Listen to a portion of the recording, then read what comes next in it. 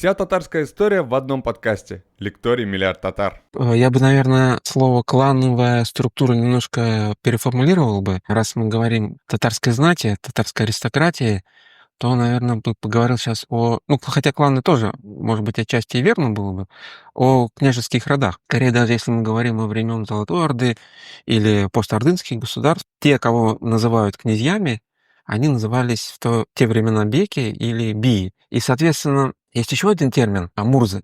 Поэтому как бы знать, она выглядит в виде биев или мурс, а уже в тот период, когда все эти группы вошли в состав московского государства, они уже назывались князьями и мурзами. Здесь, наверное, стоит сказать, чем отличаются все-таки князья от мурс.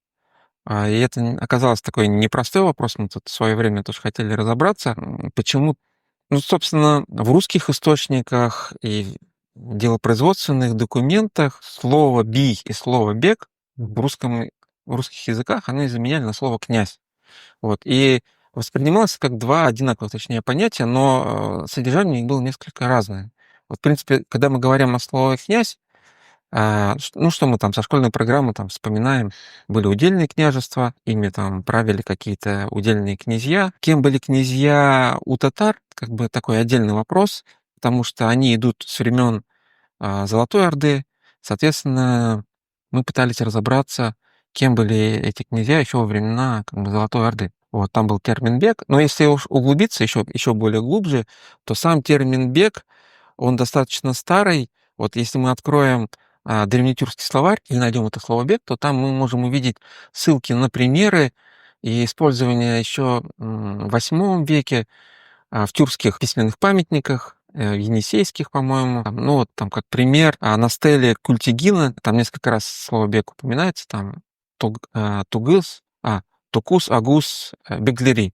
То есть на русский язык переводится как князья 9 племен агузов. Вот как-то так. Но и в ордынское время термин «бег» тоже использовался. Например, в словаре «Кодекс Куманикус» там тоже можно найти. Там, кстати, что интересно, там есть и слово «бег», и слово «бий». И там они немножко по-разному переводятся. Слово «бег» переводится как «принц», а слово «бий» переводится как «барон». Вот, хотя в реальности там и по другим источникам видно, что, по крайней мере, более поздним источникам, побольше, то, что это как бы одинаковое понятие. Так вот, мы тогда тоже задались вопросом, кто же такие беки в золотоордынское время и в постордынских государствах. Есть ряд источников, которые как бы раскрывают суть. Например, сохранились ярлыки Крымского ханства. Есть разные сообщения посольских книг, где тоже упоминаются о том, как, ну, например, там, в Ногайской Орде становились биями. Вот. И если сейчас не вдаваться как бы в детали, а подытожить, биями или беками называли тех татар, точнее, тех представителей знати, которым жаловались полномочия по управлению какой-то группой населения. Это обязательно должно было быть пожалование. Пожалование шло, естественно, сначала от ханов, а потом уже в московское время, когда все-таки там князья у нас сохранялись, вместо ханов эти пожалования, эти жалованные грамоты давали уже русские великие князья или там цари. То есть термин, кстати, в Кодекс Куманикус есть еще один перевод слова «бег», там был «эмир». Эмир с фарси, с персидского языка, собственно, тоже означает «князь». Поэтому в источниках, когда мы изучаем персидские источники там, или персидоязычные источники, вместо «бег», вместо «князь» используют слово «эмир». А Кодекс Куманикус — это словарь, он хранится в Венеции, вот там, он на самом деле написан на латинском языке, ну, то есть европейцы ставили словарь татарского языка, он там назывался куманским, кипчакским. Вот. Ну, по факту это словарь татарского языка. Тот экземпляр, который хранится сейчас в Венеции, он был составлен еще в 1303 году, ну, то есть достаточно как бы ранее. Стела Культигина — это уже памятник эпохи тюркских каганатов. Вот сам Культигин — это имя, он был брат тюркского кагана.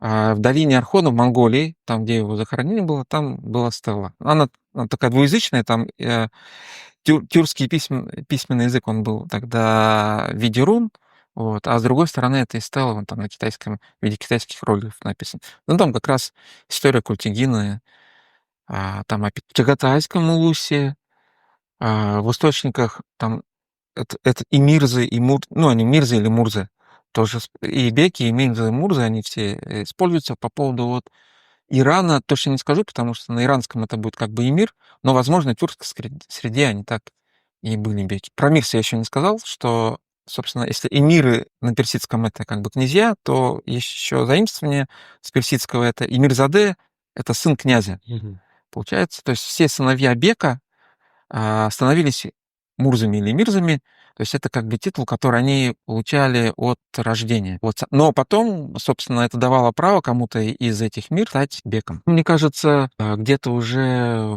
в поздние периоды самой Золотой Орды это действительно были семейные правящие. То есть, возможно, здесь слово клан прям достаточно хорошо подходит. Правящие роды, ширинские, например, из рода Ширин, Мангыт.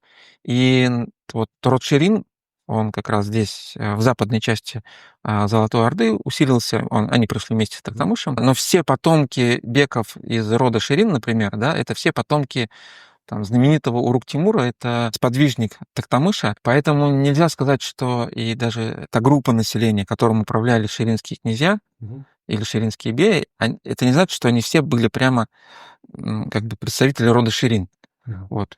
Ширин тогда в этом случае относилась именно к вот этой правящей семье, скажем так. Она потом разделилась, но суть в том, что их подвластное население далеко не обязательно, и, скорее всего, даже не было, ну, если не брать родственников близких, прямо принадлежащих к роду Ширин, как это есть у кочевых сообществ, например, там в Казахстане, предки, получается, современных казахов, это же кочевые сообщества, вот, и там действительно как бы они все представители одного рода, и у них есть такое генетическое родство. Там, по крайней мере, в западной части вот эти правящие кланы, и не обязательно, что они управляли именно представителями только одного как бы генетического рода. Ну, из таких еще известных родов, например, если взять общеордынских, скажем так, известных, там, ну, например, потомки Едигея, и, соответственно, правители, например, Ногайской Орды, они все были все из рода потомков Едигеи. Поэтому, скорее всего, и особенно уже для постордынского времени, ну и, по крайней мере, для западных юртов, правящие кланы это были все-таки такие семейные кланы. Вот если так говорить. Вопрос тут такой, скажем так, многогранный, многоплановый. Действительно, сейчас если брать вот именно татар, среди современных татар по Волжье, там при Урале, представителей тех известных, тех монгольских кланов там мы не увидим, вроде как с одной стороны. Но мы же понимаем то, что население, вот современные татары живут в тех районах, где не было кочевых групп, по крайней мере. Среднее Поволжье, оно не приспособлено как бы для кочевания. Вот, и это население уже достаточно давно как бы ведет оседлый образ жизни. И возможно, что, даже невозможно, а скорее всего, что в рамках оседлой жизни само вот такое родовое деление, оно уже само по себе как бы, не обязательно. Вот можно привести такой пример. Вот есть касимские татары, было Касимское ханство, и там есть действительно представители знатных родов, тех вот общеордынских, скажем так, известных родов, но мы ни в документах нигде мы не найдем, что они там представители тех или иных кланов.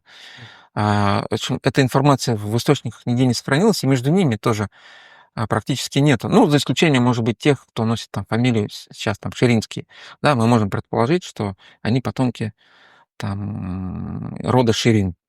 Вот, а у других мы как бы ничего не знаем. Хотя там есть знатные рода, там потомки князей, вот, мурзинские роды. Но вот есть источник, там сборник летописей Кадыра Лебека. И благодаря этому источнику мы вот внезапно узнаем, что там действительно там указаны карачебеки, которые участвовали в воцарении Ураз-Мухаммеда, и там действительно указаны, прописаны представители вот этих знатных родов. Там были Кыпчак, Ширин, нет, стоп, Кыпчак, Аргын, Избай-Мангыт, и, собственно, был Джилаир, сам автор этого произведения Кадыр Алибек, он из рода Джилаир, собственно, вот он и был четвертый. Вот, хотя он сам как бы был вынужденным переселенцем, поэтому говорить о том, что присутствовали джилаиры в Касимове, как бы мы не можем. Вот. Но вот эти роды, аргыны, кыпчаки, эти представители есть, это известные фамилии, Чанышевы, например, Танкачевы, Кикичевы, Вот. Они даже как бы и не вот сейчас современные потомки, носители этих фамилий, они даже и не подозревают, что они были потомками там аргынов. Ну, что еще сказать по поводу, именно если говорить о кланах тех известных, которые у нас там упоминаются, ну, общеордынских, скажем так, или общемонгольских, которые упоминаются еще в восточных источниках, они могли в том же Казанском ханстве занимать ведущие роли, как они там занимали в Крымском ханстве, но представители этих знатных родов в итоге отчасти там были уничтожены, отчасти бежали, отчасти были переселены на север вот коренной территории Московского государства, там в Бежецкие Пятины. Некоторые представители, ну, кстати, вот и самые известные представители это как раз рода Ширин, это Нурали Булатов. Вот он уже упоминается там среди корпораций служилых татар там в регионе, Новгородском регионе, скажем так, да. Каких-то князей переселили в Касимов. Вот, поэтому эти представители знатных как бы родов, они были, но вот после присоединения все-таки там уже, можно сказать, что потомков не осталось. Поскольку как бы происхождение именно по источникам большинства представителей знатных родов, ну и мы сейчас татарских как бы берем, те, которые потомки которых среди современных татар, если брать, да, их происхождение, получается, по источникам как бы неизвестно, но мы просто знаем, что это вот мурзинские роды, там, Яушев, к примеру, да, их там предок, там их предки были князьями, князьями, беками, вот. А понять, с каких кланов по прямым источникам как бы мы не можем. Вот. Но опять же, те же генетические исследования, там, которые были проведены там, в недавнее время, да, они показывают, что многие из представителей этих знатных родов, они не относятся к выходцам из Центральной Азии, как бы из Монголии, хотя есть такие представители на самом деле. Вот. Но многие, получается, что они потомки еще там до монгольского населения, которое жило, получается, в западных или, скажем так, в европейской части, которая вошла в состав Золотой Орды. Возможно, как бы кто-то из булгарского происхождения. Ну, в общем, здесь трудно сказать, потому что вычислить их достаточно сложно, но это говорит о том, что с монгольской экспансией, как считалось, что вся элита как бы была уничтожена, и их сменили представители как бы монгольской элиты, ну, мы не можем там говорить. Вот, потому что представители местной татарской знати, они вот, как мы видим, они сохранились, и они далеко не всегда монгольского происхождения. Или, скажем так, не монгольского, а восточноазиатского, центральноазиатского. Если мы возьмем старые сочинения, которые относятся к Чингисхану, ну, поскольку Монгольская империя — это империя Чингисхана, потом Золотая Орда — это Улус Джучи его называют, то произошел после образования как бы Монгольской империи, произошел слом тех как бы систем, которые ранее существовали. И на них наложилась новая монгольская система, она административная система, она строилась из как бы военного устройства армии Чингисхана, да, как мы помним, он разделил армию на 10 тысяч тумены, потом на тысячных, сотенных как бы руководителей. И, соответственно, оттуда пошли десятитысячные беки, тысячные беки, сотенные беки, там, десятные беки. То есть вот такая была достаточно жесткая система. Кого он назначал на самые высшие как бы, должности, понятно, что тех своих приближенных, они в источниках, их имена сохранились, они назывались наёнами, вот, и от их родов пошли, ну, их потомки как раз занимали именно самые такие главенствующие, скажем, должности. Вот. Но получается так, что более низшего класса, как бы, вот эти беками, становились представители тех завоеванных племен. Возможно, они там когда-то в домонгольское время там тоже, ну, не на пустом месте были. То есть или они проявили себя в каких-то военных качествах, или это потомки местных, какой-то местной знати, местной элиты. То есть про это практически ничего мы не можем сказать, ничего не известно. Вот. Но как бы то ни было, вот эта система, она бы наложилась на административную систему, и произошел слом, в том числе как бы и местной племенной, который существовал. И представители там одного рода могли управлять группами или племенами которые к этому роду не относились, были совсем других родов. Вот, вот, наверное, как-то так. Если брать районы расселения татар, современные районы, где татары живут, до сих пор живут, там можно выделить как бы своих представителей знати. Вот получается, если мы вот эти исторические области разберем, например, историческая область Мещера. Есть историческая область, которые входили в состав, исторические области, которые входили в состав Казанского ханства, там горная сторона, там, есть заказания, там Арская сторона, там, да. Есть из таких регионов на Вятке, где жили так называемые арские князья или карелинские князья. Вот. Но самые, получается, многочисленные все-таки это в Мещере. Это связано, скорее всего, с тем, что хождение в Мещеры в итоге прошло как бы мирным путем в состав Московского государства, хотя изначально не обязательно, что оно было мирным, но в конце концов они все вошли в подданство. Сначала это были великие князья, потом великие князья и цари. Вот. И в тот момент, когда эти территории, например, Мещера. Мещера — это в основном западные районы Мордовии и примыкающие к ним районы Рязанской области и отчасти там Нижегородской области. Это вот как бы изначально что входило в Мещеру. И здесь главное как бы провести линию. В Мещере еще находилось Касимское ханство. Так вот, те районы, про которые я говорю, они как бы изначально входили в состав или являлись частью именно внутренних областей Золотой Орды. Вот. И получается, что когда вот они присоединились к московскому государству, то внутреннее управление еще все-таки по стороне за ними сохранялось. Вот. И сохранилось около, по-моему, сейчас 10 жалованных грамот, которые как бы на русском языке, получается, жаловали там титул князя правителям, или, скажем так, представителям татарской знати. Поэтому мы можем как бы благодаря содержанию этих грамот понять, чем мы занимались и какие полномочия были у татарских князей, и соотнести с нашими знаниями по золотоордынским государствам или по золотоордынскому государству. Помните, я говорил, там сохранились ярлыки с Крымского ханства. И, в принципе, можно сказать, что эти традиции, они здесь сохраняются. И в этом смысле эти татарские князья, которые были в Мещере, или система управления, в которой они состояли, она, собственно, повторяет ордынскую традицию. Вот. Но если коротко сказать, все-таки что входили в полномочия, благодаря этим великокняжеским грамотам жалованным, то мы можем сказать, что в первую очередь им утверждались функции судебной власти.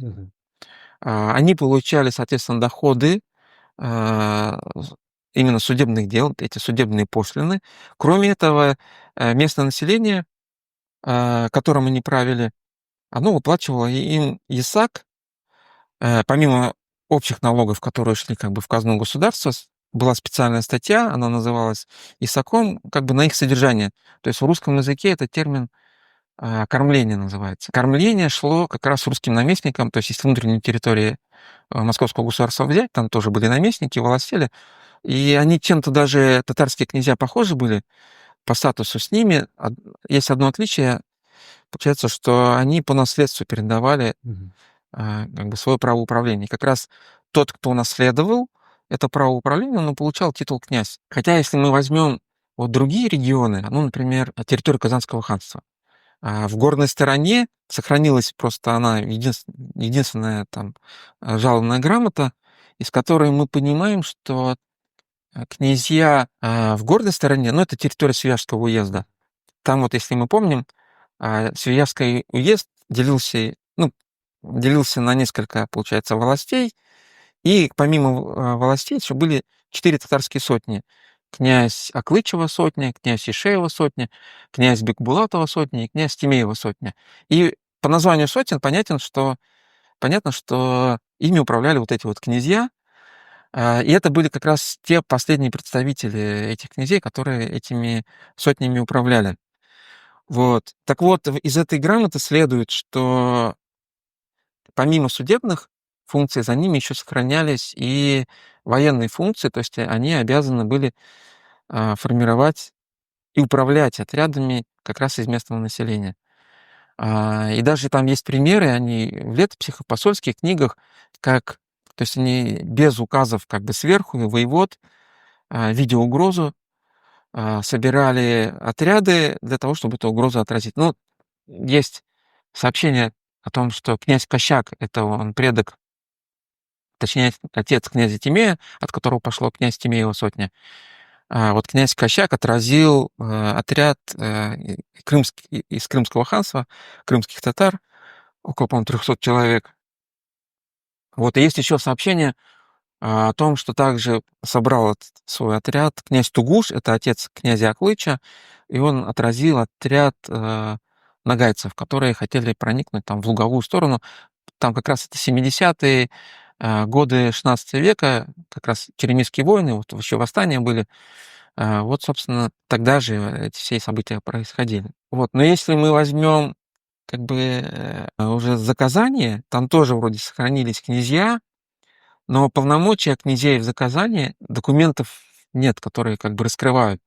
И непонятно, то есть какими группами они управляли. Вот есть песовая книга Ивана Болтина 1603 года, 1602-1603 года. Там упоминаются 4 князя, 3 из них как бы местных, и 4-й князь Тетигач Муралеев, он назван башкирским князем, ну, то есть он, скорее всего, не местный. А вот эти 3 князя, Багиш Яушев, Бакшанда Нурушев и третий сейчас не соображу. Камай Смирение. Какие у них были группы, чем они управляли, чем нет никаких сведений. И вообще получается, что вот эти полномочия татарским князьям по управлению местного населения, они прекратили действовать уже после смерти Ивана Грозного при его сыне Федоре Ивановиче. Причем даже есть указ, который относился именно к каринским князьям, это на Вятке.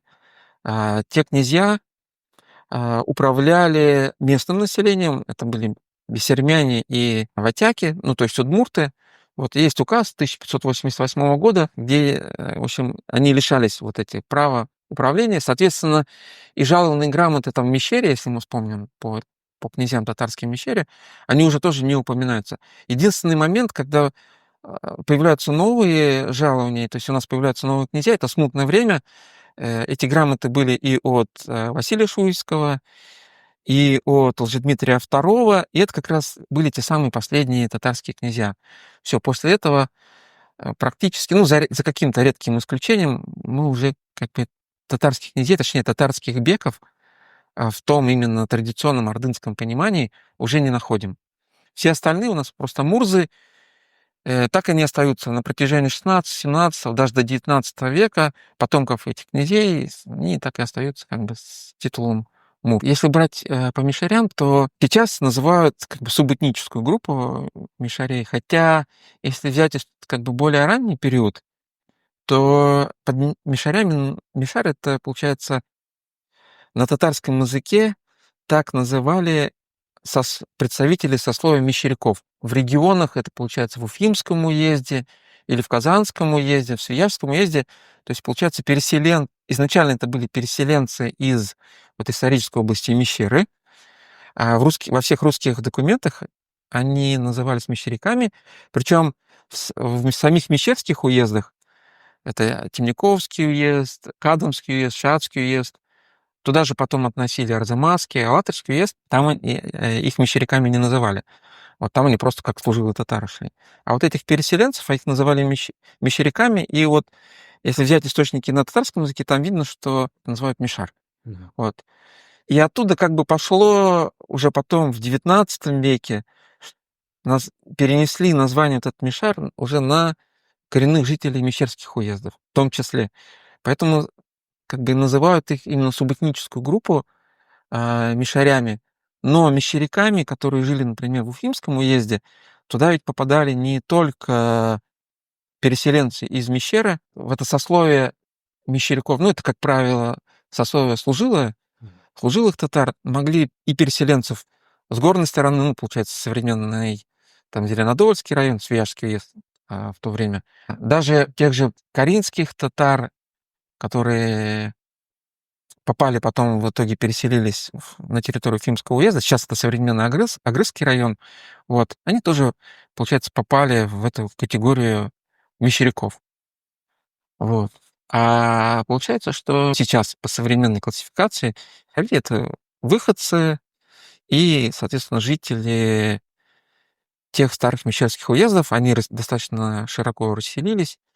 Там помимо как бы Мордовии, они живут в Пензенской области, в Саратовской области, Нижегородской области, Ульяновская область. Кстати, территория Татарстана, там Дрожжановский район, там их очень много, Ксубаевский район. Ну, в общем, география их достаточно широкая. Там они потом в Нижнее Поволжье спускались, на Северном Кавказе можно их потомков найти. Ну, допустим, есть такая группа гребенских татар, они живут на территории, если сейчас не путаю, Чечни. Вот. И в том числе там тоже есть и потомки как бы мишари. Бессермене, да, связаны с карельскими татарами. Была такая категория арских князей. Кстати, ее как бы удобно сравнивать с категорией князей, которые жили в Мещере. Князей в Мещере иногда в источниках называли мордовскими князьями. Почему? Потому что они управляли группами мордовского населения. Вот эти группы там назывались еще беляками. То есть, получается, у каждой группы был как бы свой функции как бы управления группой, брал свой татарский князь. И здесь, кстати, можно сказать, что как раз вот есть повод есть еще раз подчеркнуть, что татарские беки еще как бы в ордынской традиции фактически выполняли чиновничью функцию, функцию управления. То есть это эти группы подведомственные, это не как бы полугосударственное и государственное образование. Поэтому, когда мы говорим, иногда говорят там или пишут слово «княжество», оно не очень корректно, потому что под княжеством я обычно что-то полугосударственное понимаю. Похожая ситуация была и на Вятке, вот там, где район Корено, а там тоже были татарские князья, и их называли арскими по названию подведомственных как бы населения, то что сохранились и также жалобные грамоты от русских князей. Вот. И, кстати, если сравнивать эти грамоты с грамотами, опять же, князей татарских, которые из Мещеры, то там мы видим, что у этих князей еще было право собирать ясак. Вот они его должны были потом передавать местным наместникам. Так вот, категории подведомственного населения у арских князей были расписаны как аряне и атяки. Как бы как раз такой вопрос, он, наверное, до конца еще пока как бы историками не решен, потому что, с одной стороны, вроде как считается, что ары — это татарское название удмуртов. Но и атяки в атяке — это тоже удмурты. Но иногда эти группы подведомственные назывались как чуваши и ватяки. А как мы помним, что там татарское население, тюркское население Казанского ханства, ну, то есть предки современных татар, и соответственно население, их тоже называли чувашами. На протяжении 16 до фактически конца 17 века их называли исачными чувашами. То есть и здесь тоже под чувашами можно как бы понимать тоже исачное население, но татарское, тюркское. Вот. И иногда в документах, причем интересно, что в песцовых книгах написано, это были чуваши, это уже там начало 17 века, было написано чуваши и ватяки, а уже внутри документа вот это исачное население, вот эта часть исачного населения, которая не атяки-ватяки, это были бессермяне. Вот, поэтому под бессермянами тоже, получается, татарское население подразумевалось, но исачное. Вот, и сохранились старинные фамилии у потомков бессермян, те, которые до сих пор живут в районе Корено, хотя многие из них как бы уже обрусели, они носят русские имена, они крестились еще в свое время. Вот, это там Зеленеевы, Сабрековы, Митюковы, Урасины, то есть вот я называю фамилии, Абашевы, Кибешевы, это татарское население, это потомки бессермян. В принципе, они помнят, что они бессермяне. Вот. У них даже тоже есть определенные свои родовые деления. Правда, часть из них, получается так, что есть еще бессермяне, которые живут на территории Удмуртии, но они не татароязычные, они удмуртоязычные, правда, со своим неким определенным диалектом. Вот. И тоже сейчас спорят, тоже есть споры там о там местных исследователей, кто эти бесермяне удмуртоязычные, но под бесермянами мы понимаем, как бы это мусульманское население, но те, кто живут в Удмуртии, это уже э, крестившееся население, как и удмурты, то есть они все христиане. То есть, возможно, это часть переселенцев из коренных, которые там как бы свой язык сменили. Ну, в общем, достаточно такой еще сложный вопрос, что сходу как бы я на него не отвечу. Ну вот если вообще там касаться темы Ногайской Орды, она там, особенно в последние там 90-е годы, там, начало 2000-х год, она была очень популярна. Появились исследования по Ногайской Орде, ее могуществу. Вот. И, соответственно, тоже и у нас там и краеведы многие, и тоже исследователи а, тоже каким-то образом пытались себя возвести к потомкам нагайцев, но, в принципе, сами документы исторические говорят о том, что, во-первых, само понятие Ногайская Орда достаточно сложное. Оно сформировалось уже скорее, наверное, в первой половине XVI века, в начале XVI века, ну, может быть, в конце XV века. И перешли, получается, улусы Ногайской Орды на правобережную сторону Волги только уже в XVI веке. И, соответственно, близкие контакты именно с Ногайской Ордой, они уже стали происходить, ну, получается, в конец XV века и в XVI веке. Вот. Что касается кланов, правящий клан — это были потомки Идигея в Ногайской Орде, и в итоге потомки Идигея, Мурзы, возглавили практически все улусы Ногайской Орды. Вот. Да, там получается, что в XVI веке там уже они могли подходить, их кочевья в Среднее Поволжье, ну, в левосторонней стороне, в Закамье. Вот. Они, по-моему, доходили, по-моему, до реки Белой. Вот. Но мне кажется, что все-таки контакты не были такими плотными, хотя считается, что и в Казанском ханстве появился потом свой ногайский юрт, то есть представители рода Мангыт все-таки заняли и в Казанском ханстве там свое как бы важное положение. Собственно, как это произошло и в Крымском ханстве, то есть в начале XVI века, и в Крыму тоже представители рода Мангыт. Но там, правда, это были потомки не из Ногайской Орды, а потомки Мангыт, которые были в составе Большой Орды по линии сына Идигея Мансура. Они так и назывались там мансурами. И они тоже проникли, получается, среди там правящих кланов и основных кланов там, и Крымского ханства. Но это уже было как бы в XVI веке. Вот. Но потомков Идигея, наверное, среди поволжских татар в Поволжье, наверное, точно не осталось. Хотя там многие до сих пор там себя как бы пытаются причислить к ним. Вот. Но почему это заметно? По статусу Мурс и князей, те, которые, допустим, переселились во внутренние районы именно Московского государства, романовские Мурзы в Ярославле, у них, ну, они отличались очень большими размерами окладов, своим статусом.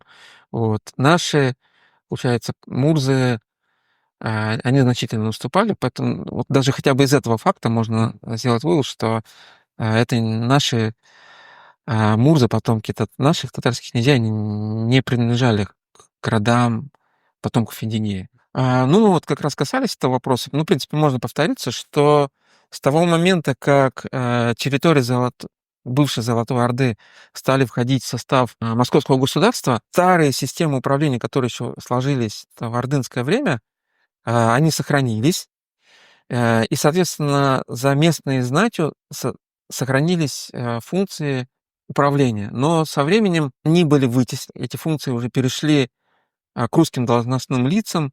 Ну вот, например, опять же, на территории Мещеры, после того, как, получается, своих властных полномочий, ну, уже, получается, в XVII веке татарские князья уже были лишены, появились специальные должностные лица, мордовские головы.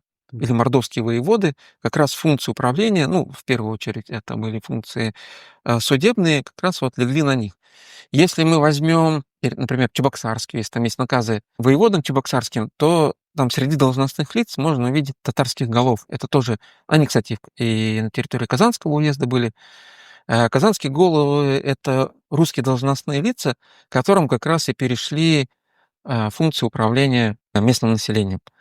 Вот таким образом знать, она как бы сохранилась, были мурзы, но свои старые полномочия в итоге там в 17-18 веке они лишились, а уже после того, как служилое сословие было как бы ликвидировано, служилых татар уже при Петре Первом, уже при Екатерине многие пытались восстановить свое дворянское сословие, но оно что давало? Оно просто давало некоторые льготы, там, освобождение от подушных окладов, чтобы их не могли брать там в рекруты, вот. Но каких-то полномочий, властных функций они уже не получали. У нас получается, что это очень знатные роды.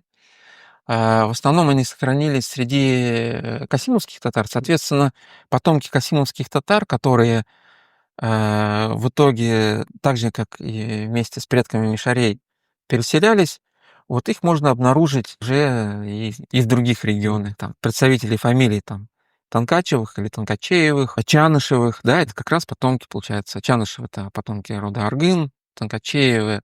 Они многие сменили свои... Получается, для более старого времени нельзя говорить фамилии.